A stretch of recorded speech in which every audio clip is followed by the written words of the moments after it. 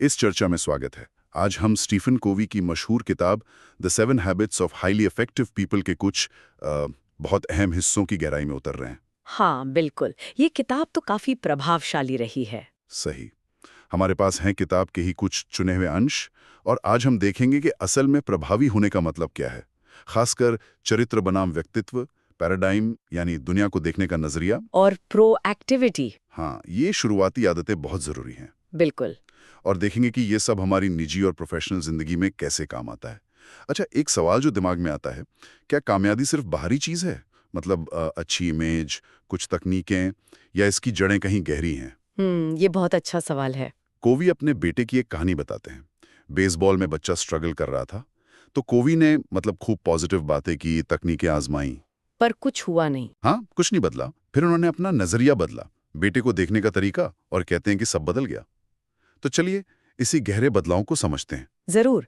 ये नजरिया बदलने वाली बात ही शायद सबसे अहम है। तो कोवी कहते हैं कि पहले विश्व युद्ध के बाद ना सफलता की परिभाषा ही बदल गई। अच्छा। कैसे?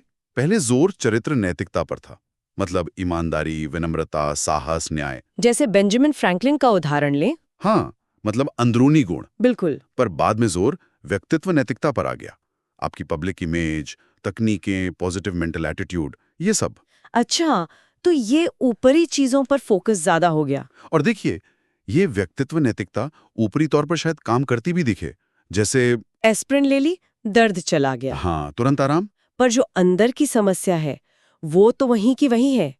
चरित्र नैतिकता मतलब ईमानदारी, सत्यनिष्ठा, असल में तो यही वो नींव है जिस पर भरोसा टिकता है। और लंबी कामयाबी भी। बिल्कुल। इसके बिना रिश्ते, चाहे पर्सनल हो या प्रोफेशनल, वो लंबे नहीं चलते।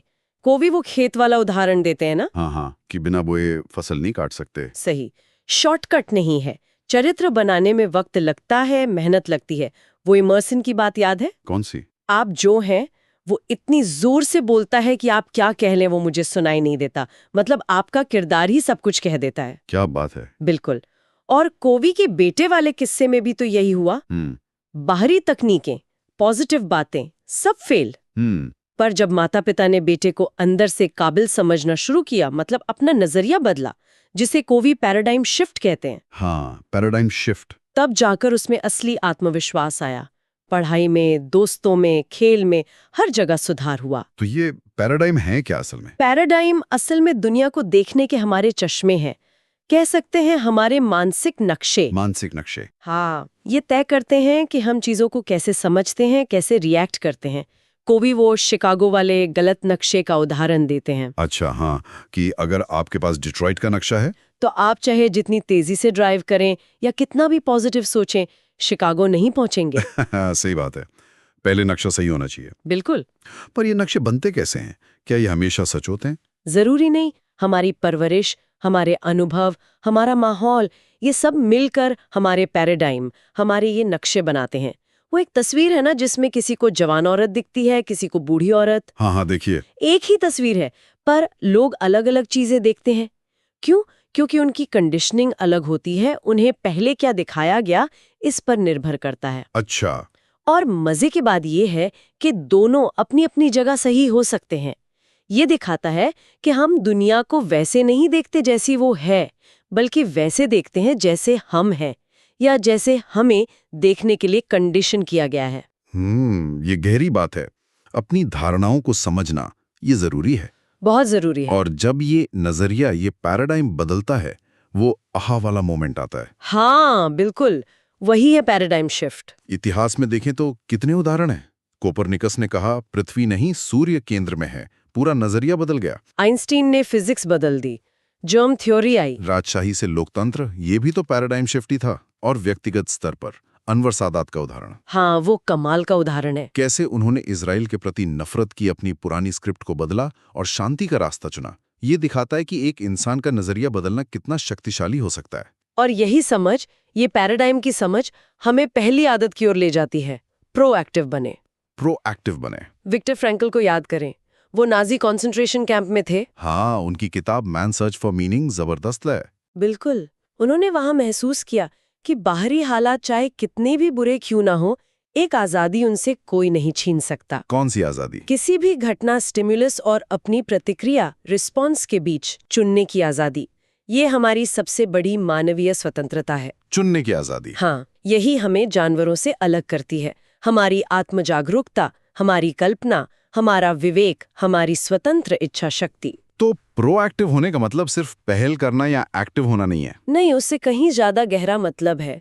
देखिए, रिएक्टिव लोग कैसे होते हैं? मौसम की तरह, बाहर धूप खिली तो खुश, बादल छाए तो दुखी। हाँ, बाहरी चीजों पर निर्भर। बिल्कुल, हालात और दूसरे लोग उन्हें कंट्रोल करते हैं। इसके उलट प्रोएक्टिव लोग अपने अंदरूनी मूल्यों, अपने सिद्धांतों से चलते हैं। वो चुनते हैं कि उन्हें कैसे रिएक्ट करना है। एलेनोर रूजवेल्ट ने कहा था, आपकी सहमति के बिना कोई आपको ठेस नहीं पहुंचा सकता। सही। या गांधी जी ने कहा, वे हमारा आत्मसम्मान नहीं छीन सकते अगर हम उन्हें ना दें। मतलब जिम्मेदारी लेना, अपने चुनाव की जिम्मेदारी। और इसका एक और पहलू है, हम अपनी एनर्जी कहाँ लगाते हैं। इस पर कोविड 2 दायरे बताते हैं। हाँ, सर्कल ऑफ कंसर्न और सर्कल ऑफ इन्फ्लुएंस। चिंता का दायरा यानी वो सब कुछ जिसकी हमें फिक्र है पर शायद हमारे कंट्रोल में नहीं है। और प्रभाव का दायरा, वो चीजें जिन्हें हम सच में बदल सकते हैं। तो प्रोएक्टिव लोग क्या करते हैं? वो अपनी ऊर्जा और अपना ध्यान प्रभाव के दायरे पर लगाते हैं, उन चीजों पर जिन्हें वे बदल सकते हैं, बजाय चिंता के दायरे की चीजों पर शिकायत करने के। बिल्कुल, वो समाधान पर काम करते हैं। जैसे वो मैनेजर वाली कहानी, जिसने अपने बॉस की कमियों पर रोने के बजाय उन कमियों की भरपाई करने पर फोकस किया और आखिरकार खुद प्रभावशाली बन गया। सही। गांधी जी का भी उदाहरण है, वो सिर्फ अंग्रेजों की निंदा नहीं करते रहे, बल्कि खुद खेतों में काम करके लोगों को आत्मनिर्भर बनने के लिए प्रेरित किया। मतलब अपने प्रभाव के दायरे में काम किया। ये बहुत प्रैक्टिकल बात है, अपनी ऊर्जा सही जगह लगाना। सही कहा। और ये हमें दूसरी आदत पर लाता है, अंत को ध्यान में रखकर शुरू करें। Begin with the and in mind. अंत को ध्यान में रखकर शुरू करें, ये सुनने में थोड़ा अजीब लगता है। हाँ, पर ये बहुत गहरा है। सोचिए, आज से 3 साल बाद आपका अंतिम संस्कार हो रहा है। अरे बाप रे। हाँ, सोचिए, वहाँ 4 लोग आपके बारे में बोल रहे हैं। आपके परिवार से कोई, आपका कोई दोस्त, कोई सहकर्मी, और समाज या समुदाय से कोई। आप क्या चाहेंगे कि वो आपके बारे में क्या कहें? ये तो सोचने वाली बात है। आप किस तरह के पति या पत्नी, माता या पिता, दोस्त, सहकर्मी के रूप में याद किए जाना चाहेंगे? ये एक्सरसाइज मदद करती है ये समझने में क्या आपके लिए असल में क्या मायने रखता है, आपके असली मूल्य क्या है, आपकी सफलता की परिभाषा क्या है। मतलब कुछ भी करने से पहले ये जानना कि पहुंचना कहाँ है, डेस्टिनेशन पहले। बिल्कुल, इसे दोहरी रचना का सिद्धांत कहते हैं। हर चीज 2 बार बनती है। 2 बार? कैसे? पहली बार दिमाग में एक विचार के रूप में, एक प्लान के रूप में, एक नक्शे के रूप में। अच्छा, मानसिक रचना। हाँ, और दूसरी बार असलियत में जब उसे बनाया जाता है, फिजिकली। जैसे घर बनाने से पहले उसका ब्लूप्रिंट बनता है ना। बनता है। अगर वो ब्लूप्रिंट ही गड़बड़ है या है ही नहीं तो घर कैसा बनेगा? सही बात है। हम अक्सर कामयाबी की सीढ़ी चढ़ने में इतने बिजी हो जाते हैं कि ये देखना भूल जाते हैं कि सीढ़ी सही दीवार पर लगी भी है या नहीं। हाँ, ये अच्छा उदाहरण है। वो जंगल काटने वाला उदाहरण याद है? हाँ। मैनेजर सब पेड़ काटने में लगे हैं पूरी एफिशिएंसी से। हाँ। पर लीडर सबसे ऊंचे पेड़ पर चढ़कर चिल्लाता है, अरे रुको, ये तो गलत जंगल है। लीडरशिप पहले, मैनेजमेंट बाद में। एग्जैक्टली। पहले सही दिशा चुनना जरूरी है, फिर उस दिशा में तेजी से बढ़ना मायने रखता है। ठीक है, पर यह दिशा कैसे तय हो? लोग तो बहुत अलग अलग चीजों को अपनी जिंदगी का सेंटर बना लेते हैं। कोई पैसे को, कोई परिवार को, कोई काम को। हाँ, और को भी बताते हैं कि हर केंद्र की अपनी कमजोरियां हैं। अगर पैसा आपका सेंटर है तो आर्थिक उतार चढ़ाव आपको बुरी तरह हिला सकते हैं। सही। अगर परिवार सेंटर है तो हो सकता है आप हमेशा दूसरों को खुश करने में लगे रहें या उनकी राय पर हद से ज्यादा निर्भर हो जाएं। कोवी कहते हैं कि सबसे मजबूत, सबसे टिकाऊ नींव है सिद्धांत केंद्रित होना, प्रिंसिपल सेंटर्ड। सिद्धांत जैसे ईमानदारी, न्याय, मानवीय गरिमा, सेवा, गुणवत्ता, विकास। ये वो पक्के आधारभूत सत्य हैं जो बदलते नहीं। जैसे गुरुत्वाकर्षण का नियम, वो हर जगह हर समय लागू होता है। अच्छा, तो इन सिद्धांतों को अपने जीवन का केंद्र कैसे बनाया जाए? अपना व्यक्तिगत मिशन स्टेटमेंट बनाकर। ये एक तरह से आपकी जिंदगी का संविधान है। संविधान? हाँ, जो ये बताता है कि आप कौन हैं, आप क्या मानते हैं, आपके मूल्य क्या हैं और आप कहाँ जाना चाहते हैं। ये आपको दिशा देता है, खासकर जब मुश्किल फैसले लेने हो। ये तो काफी पावरफुल टूल लगता है। और ये सिर्फ लिखने की बात नहीं है, इसे जीने की बात है। रोज याद करने की, अपने फैसलों को इसके हिसाब से परखने की, विजुअलाइजेशन, अफर्मेशन, ये सब इसमें मदद करते हैं। ठीक है, तो हमने अपना अंत या अपनी दिशा तय कर ली, आदत 2। अब उस दिशा में बढ़ें कैसे? यहाँ आती है आदत 3। पहली चीजों को पहले रखें, पुट फर्स्ट थिंग्स फर्स्ट। हाँ, ये असल में आदत 2 का एक्शन प्लान है, सेल्फ मैनेजमेंट। अनुशासन की बात। हाँ, पर यहाँ अनुशासन का मतलब सिर्फ खुद पर सख्ती करना नहीं है। इसका मतलब है अपने गहरे मूल्यों और लक्ष्यों का अनुयायी बनना, उन्हें प्राथमिकता देना। ईएम ग्रे ने एक बड़ी अच्छी बात कही थी, सफलता का सामान्य भाजक। उन्होंने कहा कि कामयाब लोग उन कामों को करने की आदत डाल लेते हैं जो नाकामयाब लोग करना पसंद नहीं करते। अच्छा, क्यों? क्या कामयाब लोगों को वो काम पसंद होते हैं? जरूरी नहीं, लेकिन वे करते हैं क्योंकि उनका मकसद, उनका लक्ष्य उन्हें ताकत देता है। वे अपनी नापसंद को अपने मकसद के अधीन कर देते हैं। ये दिलचस्प है। तो प्राथमिकता कैसे तय करें? कोवी का वो टाइम मैनेजमेंट मैट्रिक्स है ना? हाँ, वो बहुत काम का है। वो कामों को 2 आधार पर बांटते हैं। पहला, तात्कालिकता, अर्जेंसी, मतलब कोई काम कितना जल्दी ध्यान मांग रहा है। और दूसरा, महत्व, इम्पोर्टेंस, मतलब कोई काम आपके लक्ष्यों और मूल्यों के लिए कितना जरूरी है। इससे वो 4 खाने बन जाते हैं। बिल्कुल।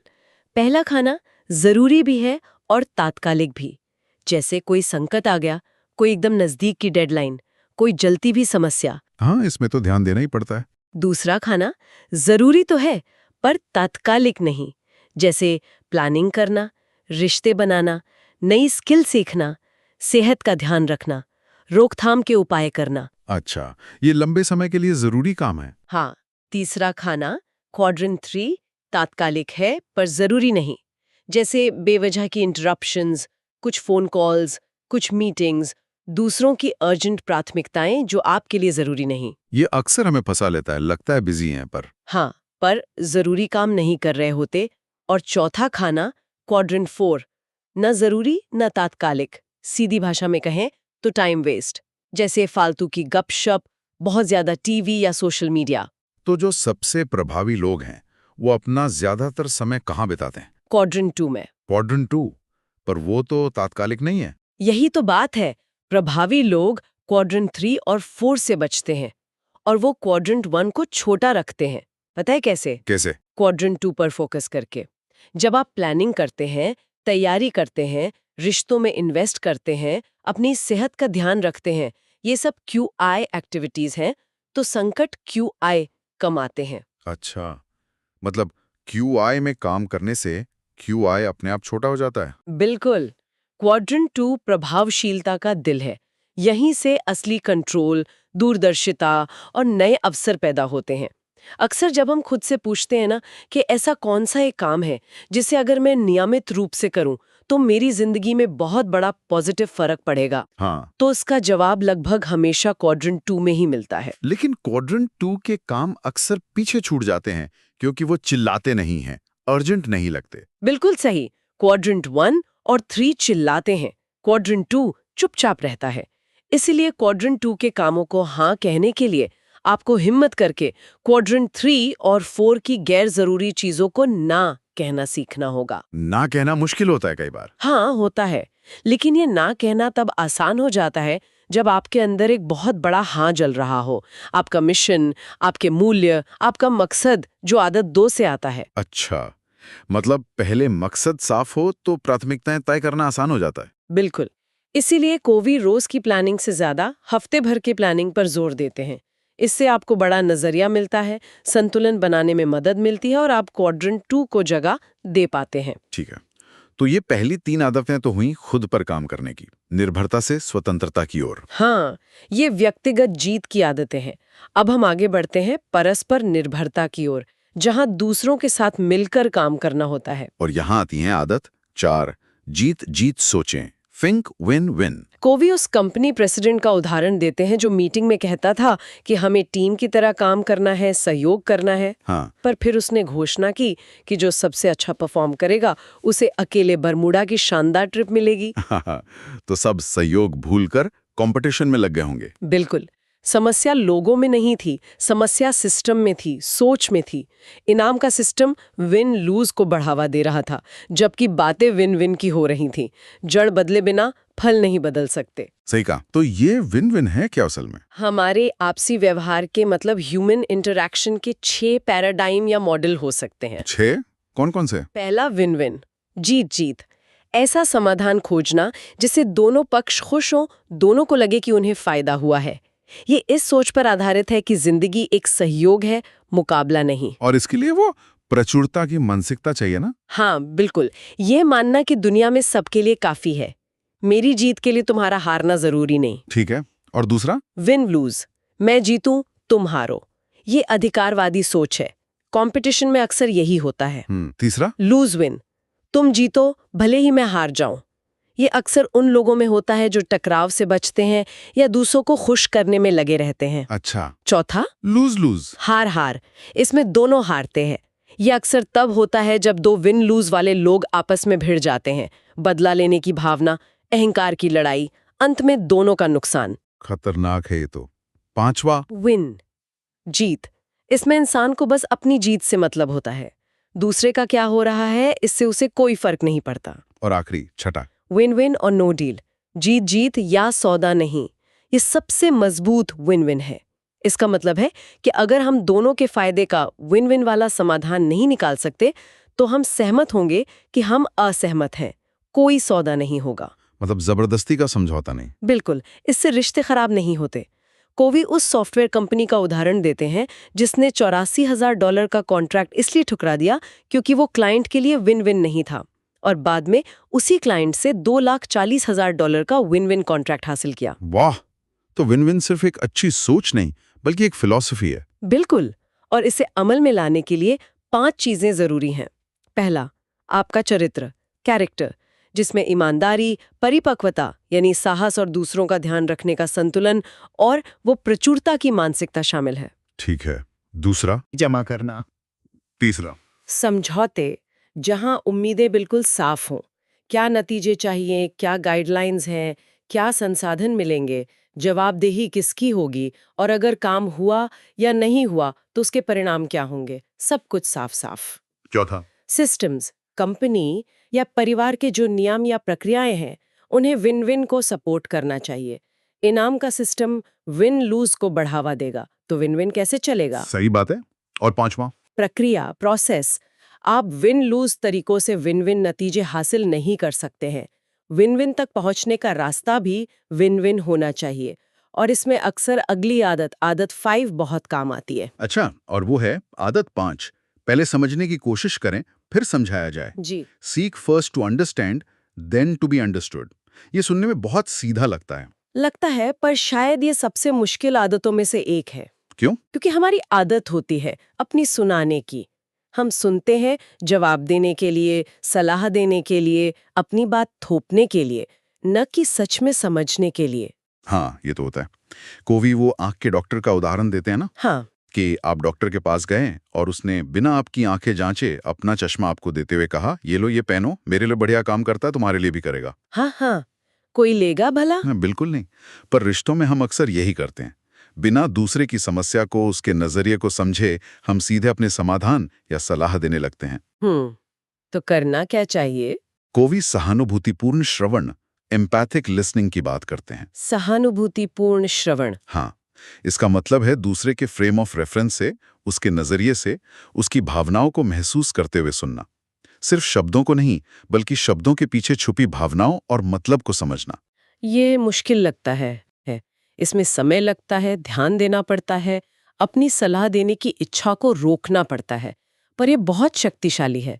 जब किसी को लगता है कि उसे सच में सुना और समझा गया है तो उसे मनोवैज्ञानिक ऑक्सीजन मिलती है। मनोवैज्ञानिक ऑक्सीजन? हाँ, उसे लगता है कि हाँ, अब मैं खुलकर बात कर सकता हूँ। इससे भरोसा बढ़ता है, गलतफहमियां दूर होती हैं और समस्याएं सुलझाने में आसानी होती है। तो पहले पूरी तरह समझें, फिर अपनी बात रखें। बिल्कुल। कोवी वो यूनानी क्रम बताते हैं ना, एथोस, पैथोस, लोगोस। हाँ, सुना है। एथोस है आपकी विश्वसनीयता, आपका चरित्र, लोग आप पर भरोसा करते हैं। पैथोस है आपकी सहानुभूति, आपकी दूसरे की भावनाओं और नजरिए को समझने की क्षमता। जो सहानुभूतिपूर्ण सुनने से आती है, और लोगोस है आपका तर्क, आपकी बात। तो क्रम ये है कि पहले भरोसा एथोस बनाएं, फिर समझें पैथोस, और तब अपनी बात तर्क लोगोस से रखें। बिल्कुल। जब लोग महसूस करते हैं कि आप उन्हें समझते हैं, तब वे आपको सुनने और समझने के लिए ज्यादा तैयार होते हैं। आप दूसरों को प्रभावित करना चाहते हैं, तो पहले खुद प्रभावित होने के लिए तैयार रहिए। उनके नजरिए को समझने के लिए तैयार रहिए। ये आदतें वाकई एक दूसरे से जुड़ी हुई हैं। समझकर सुनने से विन विन आसान हो जाता है। हाँ, और ये सब मिलकर हमें छठी आदत तक ले जाते हैं। सिनर्जी बनाएं, सिनर्जाइज। सिनर्जी, ये शब्द सुना तो है, पर इसका ठीक ठीक मतलब क्या है? सिनर्जी का सीधा मतलब है कि संपूर्ण उसके अलग-अलग हिस्सों के योग से बड़ा होता है। मतलब 1 + 1 = 3 या 4 या 10। अच्छा, कैसे? ये रचनात्मक सहयोग है। जब दो या ज्यादा लोग मिलकर कुछ ऐसा बनाते हैं, ऐसा समाधान निकालते हैं जो वे अकेले कभी नहीं सोच सकते थे या कर सकते थे। ये वो तीसरा विकल्प है, थर्ड ऑल्टरनेटिव, जो न सिर्फ मेरा रास्ता है, न तुम्हारा, बल्कि हमारा एक बेहतर रास्ता है। तो ये टीम वर्क से भी ज्यादा है। हाँ, ये टीम वर्क का सबसे ऊंचा स्तर है। इसका सार है मतभेदों को महत्व देना, उन्हें एक समस्या नहीं बल्कि एक अवसर मानना। मतभेदों को महत्व देना। आमतौर पर तो लोग चाहते हैं कि सब उनकी तरह सोचें। हाँ, जो लोग असुरक्षित महसूस करते हैं वो यही चाहते हैं। उन्हें लगता है कि एकता का मतलब है एक रूपता, यूनिफॉर्मिटी। पर सिनर्जी कहती है कि असली एकता पूरकता में है। जब अलग-अलग नजरिए, अलग-अलग ताकतें, अलग-अलग अनुभव एक साथ आते हैं, तभी कुछ नया और बेहतर बनता है। तो मतभेद अच्छे हैं। बहुत अच्छे, अगर उन्हें सम्मान दिया जाए और उनका इस्तेमाल रचनात्मक तरीके से किया जाए। पर इसके लिए माहौल चाहिए। कैसा माहौल? जहां भरोसा हो, जो आदत 4 और 5 से बनता है, जहां लोग सुरक्षित महसूस करें, जो पहली 3 आदतों से आता है, जहां विन विन की सोच हो और जहां लोग एक दूसरे को सच में समझने की कोशिश करें। ऐसे माहौल में ही सिनर्जी पैदा होती है। कम भरोसे वाले माहौल में क्या होता है? बचाव की मुद्रा, राजनीति, कॉम्प्रोमाइज, समझौता। ऊंचे भरोसे वाले माहौल में क्या होता है? खुलापन, ईमानदारी और सिनर्जी। प्रकृति में भी तो सिनर्जी दिखती है। बिल्कुल, इकोलॉजी सिनर्जी का बेहतरीन उदाहरण है। सब कुछ एक दूसरे से जुड़ा है, एक दूसरे पर निर्भर है और मिलकर एक अद्भुत संतुलन और जीवन रचता है। ठीक है, तो ये 6 आदतें हो गईं। पर इन सबको लगातार करते रहने के लिए, मतलब एनर्जी बनाए रखने के लिए क्या करना है? यहाँ आती है आखिरी आदत। हाँ, आदत 7, आरी तेज करें।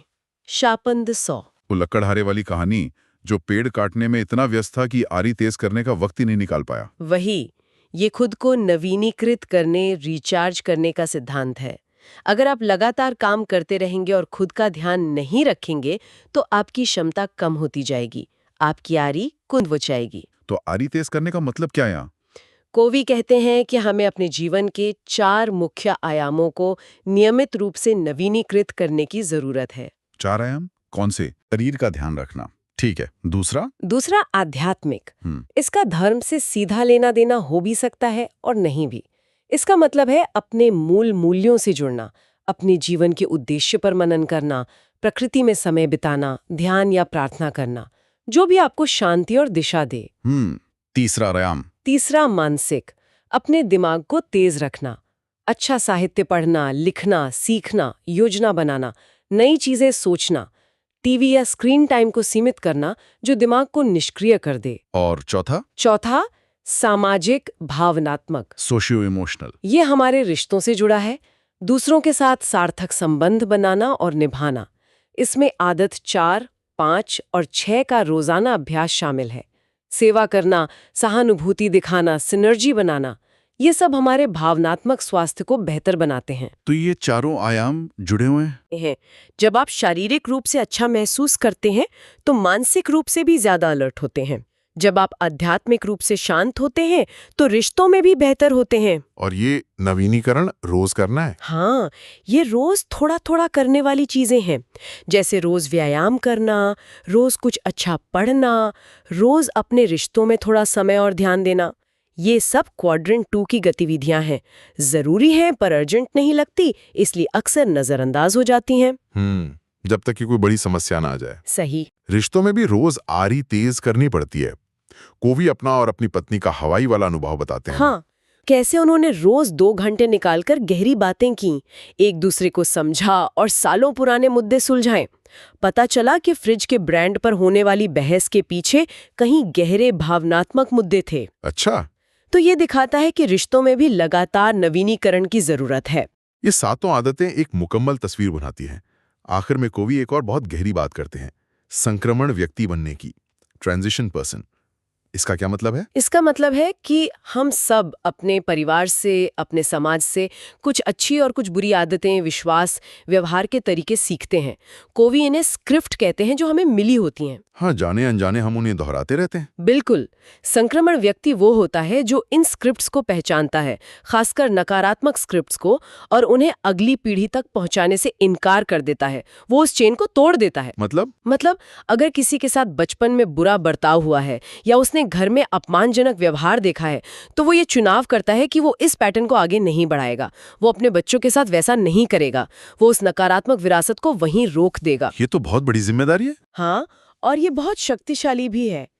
वो सिद्धांतों के आधार पर जो उसने आदत 1, 2, 3 से सीखे हैं, अपनी स्क्रिप्ट को फिर से लिखता है। एक व्यक्ति का ये चुनाव कई पीढ़ियों की जिंदगी बदल सकता है। तो इन सभी अंशों का सार क्या निकालें? स्टीफन कोवी का मुख्य संदेश क्या है? मेरे ख्याल से सार ये है कि सच्ची प्रभावशीलता, सच्ची कामयाबी और खुशी बाहर से नहीं आती, वो अंदर से शुरू होती है। ये चरित्र बनाने की यात्रा है, सिद्धांत केंद्रित जीवन जीने की, निर्भरता से स्वतंत्रता, और फिर परस्पर निर्भरता यानी इंटरडिपेंडेंस तक पहुंचना, जहां हम दूसरों के साथ मिल